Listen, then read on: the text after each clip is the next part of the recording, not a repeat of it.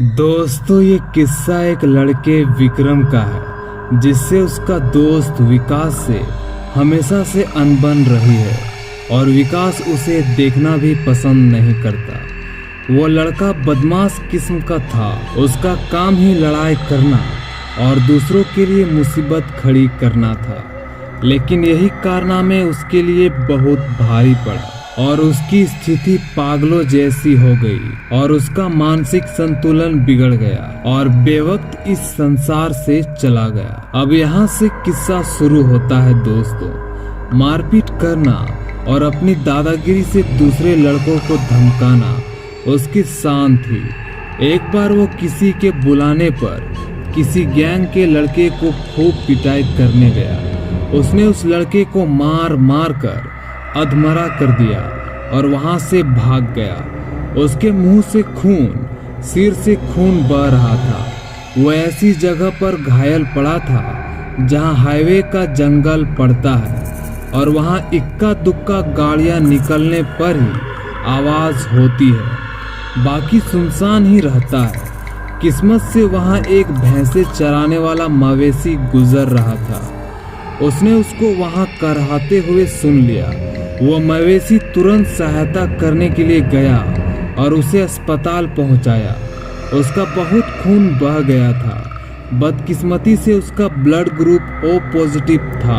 उस blood group का खून डॉक्टरों के पास उपलब्ध नहीं था। जैसे तैसे डॉक्टरों ने उसकी स्थिति को अस्थायी रखने की खूब कोशिश की, लेकिन उनकी काफी प्रयास के बाद विक्रम मरने से तो बच गया पर कोमा में चला गया।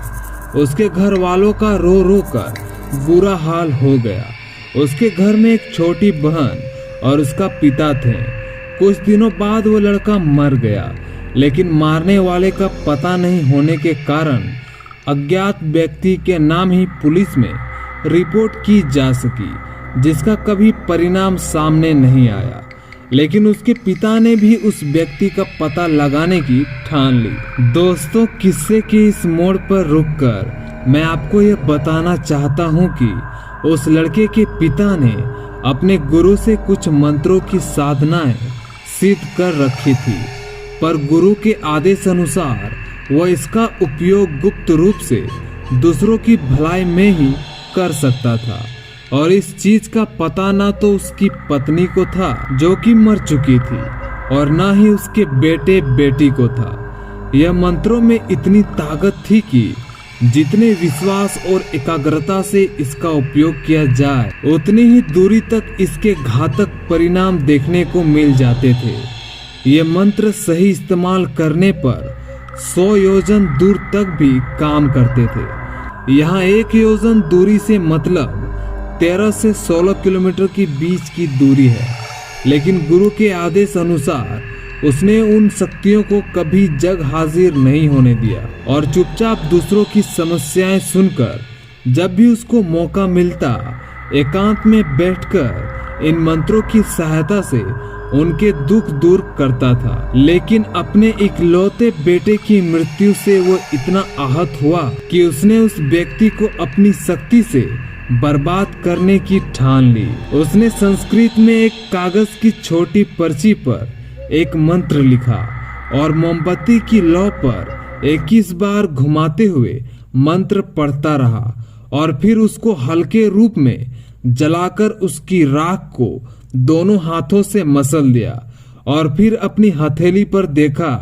तो उसको उस व्यक्ति का नाम पता चल गया जिसने उसके बेटे की हत्या की। अब उसने अपने गुरु से ये सब कार्य करने की इजाजत मांगी, परंतु गुरु ने इस कार्य की स्वीकृति नहीं दी। लेकिन उस व्यक्ति ने अपने गुरु की निस्वार्थ सेवा करी थी। उसके इकलौते पुत्र के अलावा अब उसके जीवन में कुछ नहीं बचा था और वह उसको दंड देना चाहता था। उसने अपने गुरु से सेवा के बदले कभी कुछ नहीं मांगा, बस यही एक इच्छा जाहिर करी।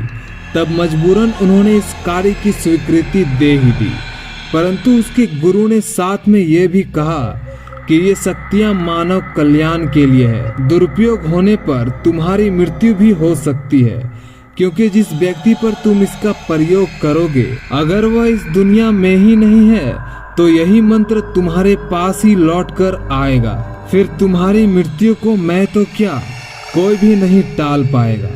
उस व्यक्ति ने गुरु की बात सहर्ष स्वीकार कर लिया और मंत्र का प्रयोग कर दिया। ऐसा करते ही उस लड़के के यानी कि विक्रम के मुख से खून निकलने लग गया और मुंह से झाग आने लग गए और वह इधर उधर पलटी खाने लग गया। उसे अस्पताल ले जाया गया बड़ी मुश्किल से। उसकी स्थिति पर डॉक्टरों ने उस पर काबू पाया, लेकिन ये तो केवल शुरुआत थी। इस मंत्र को 7 दिनों तक करना होता है। जैसे जैसे मंत्र के दिन बढ़ते हैं वैसे वैसे ही व्यक्ति काल के मुंह में जाता रहता है और उसकी मानसिक स्थिति बिगड़ती गई और वह पागल हो गया। कभी वो दूसरों को मारने दौड़ता तो कभी दीवारों से अपना सिर टकराता और आखिर में मंत्र का 7वां दिन समाप्त होने को आया। तब करीब शाम के समय की ही घटना है, जब इसी तरह पागलों जैसी हरकतें कर रहा था और अपनी माँ की तरफ बढ़ रहा था, तभी वह अचानक से ही अपने आप ही जमीन से 3 इंच ऊपर उठा और दाएं से बाएं तरफ 3 बार गोल घुमा और उसकी गर्दन झटके से बाईं तरफ मुड़ गई। ऐसा लगा जैसे उसकी गर्दन किसी ने चटका दी हो। ये बात सुनकर लोगों का ऐसा मानना था कि किसी ने उसके ऊपर ब्लैक मैजिक क्रिया का प्रयोग किया है, जिससे उसकी ये स्थिति हो गई है।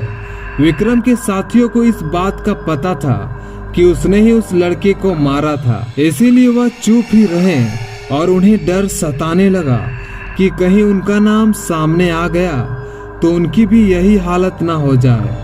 इस घटना से यह बात तो सही है, जो व्यक्ति बिना वजह ताकत का गलत इस्तेमाल दूसरों को सताने में करता है उसको भी सजा भुगतनी ही पड़ती है।